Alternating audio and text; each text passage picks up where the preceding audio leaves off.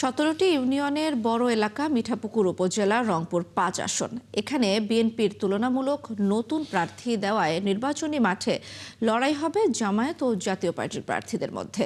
তফসিল ঘোষণার পর থেকে শহর থেকে গ্রাম সব জায়গায় আলোচনা হচ্ছে কোন দলের সমর্থন কেমন, কে জিতবেন, এ নিয়ে চলছে চুলচেরা বিশ্লেষণ। নির্বাচন নিয়ে শাহ বায়েজিদ আহমেদের ধারাবাহিক প্রতিবেদনের আজ থাকছে পঞ্চম পর্ব।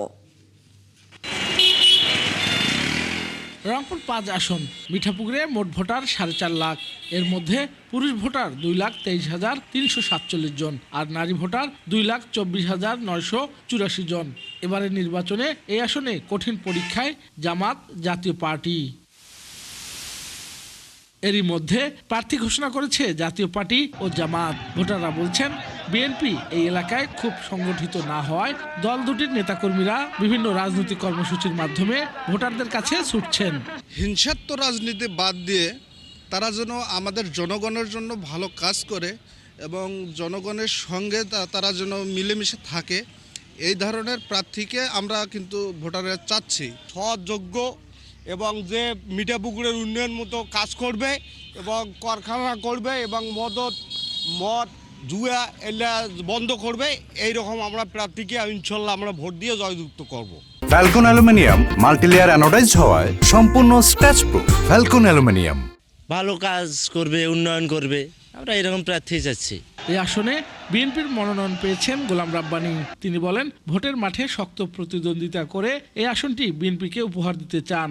তারেক রহমান সাহেব আমাদেরকে মিঠাপুকুরের ধানের শীষে নমিনেশন দিয়েছেন। ইনশাল্লাহ মিঠাপুকুরের মানুষ সবাই তারা অত্যন্ত আনন্দিত এবং ধানের শীষের পক্ষে মিঠাপুকুরের সাধারণ জনগণ ব্যাপক সাড়া দিচ্ছে। পুরো সাংগঠনিক শক্তি নিয়ে আগেভাগেই বেশ স্বাচ্ছন্দ্যে প্রস্তুতি সেরেছে জামাত। তারা বলছে জামাতের নেতৃত্বে ইসলামী জোটের সমন্বিত লড়াইয়ের ফল নির্বাচনী মাঠে বড় ঝাঁকুনি লাগবে।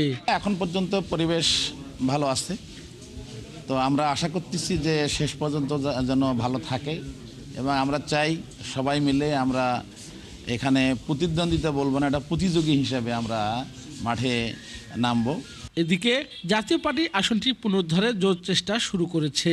আসনটি হাতছাড়া হয়ে যাওয়ায় এবার কঠিন পরীক্ষায় জাপা। তবে এলাকায় জনপ্রিয় ব্যবসায়ী ফখরুজ্জামান জাহাঙ্গীরকে প্রার্থী করে ফসল তুলে নিতে চায় জাতীয় পার্টি। সবাই হেভিওয়েট প্রার্থী, কিন্তু জয়ের ব্যাপারে আশাবাদী, কিন্তু আমরা সন্দিহান যে দিন শেষে ভোট নিরপেক্ষ হবে কিনা।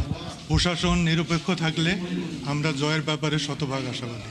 রংপুর 5 মিঠাপুকুর আসনে 11 জন প্রার্থীর মনোনয়ন দাখিল করলেও এর মধ্যে 9 জনকে বৈধ ও 2 জনকে অবৈধ ঘোষণা করেছে জেলা রিটার্নিং কর্মকর্তা। শাহ বায়েজিদ আহমেদ, 71, রংপুর।